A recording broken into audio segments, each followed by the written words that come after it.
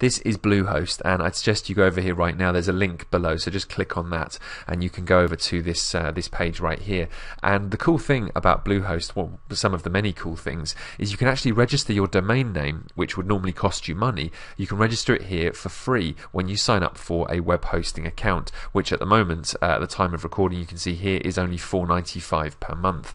Even when it's only $6.95 per month, that's still quite a bargain. There's, as you can see, no hidden fees, and you get an anytime money back guarantee. It's a really good service in terms of integrity, but also very good in terms of the service that you get. So just go to here and click on sign up now.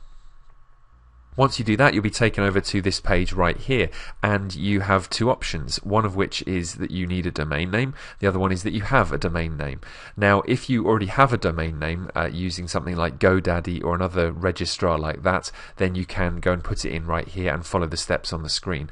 I am not going to have that right now, instead, because I don't have the domain name just yet. So I'm going to enter the domain name that I've come up with.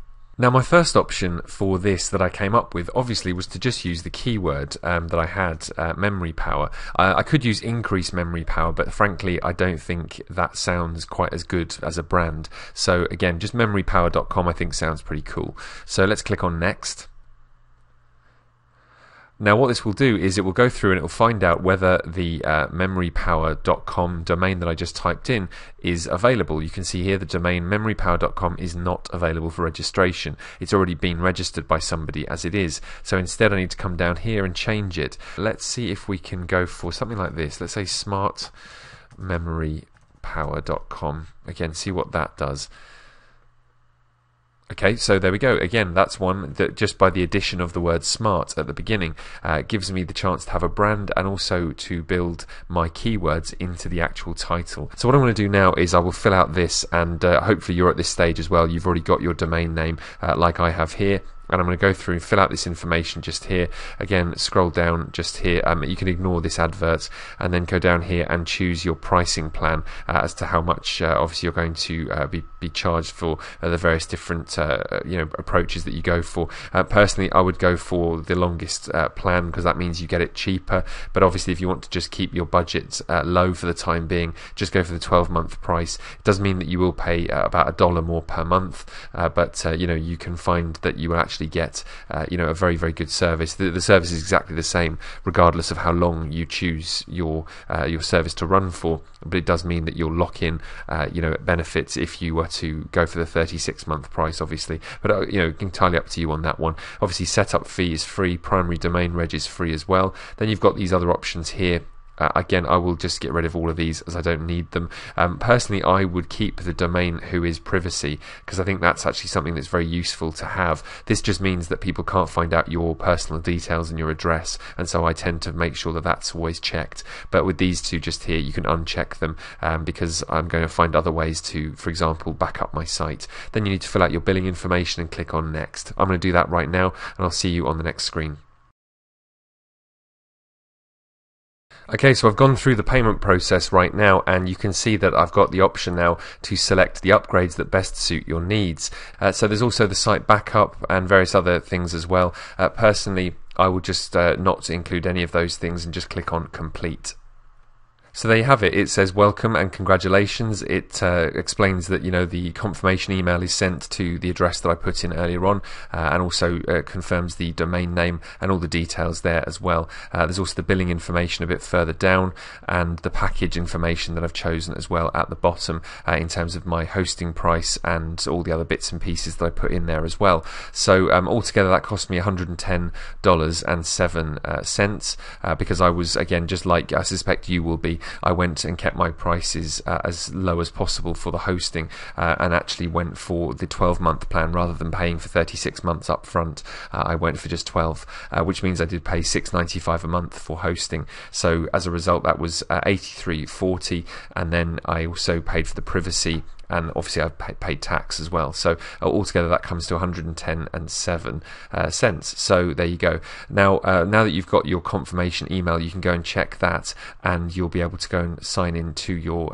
account. Now also, before you do that, important, make sure you choose a password for your account just here. Before you can log in, as it says here, you need to create a password. So click on create your password.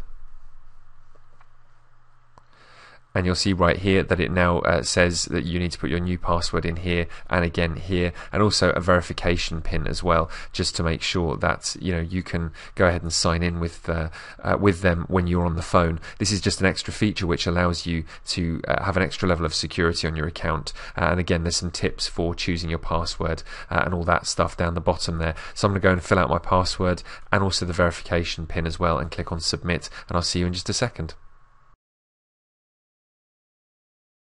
So now that you've filled that out, you should come to this screen right here, account password updated, and you just go and fill in the password that you just put in on that previous page, and you can go and click login. Now you get to the getting started page and you choose an option just here. In my case, this is for business, and I can fill out these other options here and click on submit, or I can go and click on no thanks. Now if you fill out this information, the information, as it says here, won't be shared with a third party, but it does help people at Bluehost to give you a better service basically. So it's entirely up to you as to whether you fill this out or not. You can click on no thanks here if you don't want to, or click on submit after you've filled out this information. I'm actually going to fill it out and click submit because I do think it's helpful, and obviously being that it's not going to be shared with a third party without my permission, then I will make sure that that stays that way, and I click submit there. So I'll just fill that out now, and I'll click submit, and I'll see you on the next page. Now that I've done that, you can see I've now logged into my account, and this is what's known as the cPanel. Now we're going to talk more about the cPanel in the next few videos, because it has a whole load of really cool features. Now I can't run you through every single one, as this course would go on for about a year if I did that, and obviously I want to make sure this is a real simple start for you when it comes to your blogging. So we're going to get started straight away. Now I suggest what you do, as you're a new user right here, I would make sure you click on get started now, because this will actually go through a tutorial of the basic steps that you need to get your site up and running, as it says here, in no time. So click on get started now and just follow through the process. I'm not going to do it here on this video because again the video will run too long. So by the way, I've also done this already, as I already have a Bluehost account, another one. So I'm going to click on here, no thanks, I'm fine. Also click on don't show this again. But if you're completely new to Bluehost, then please click on get started now and just follow that process.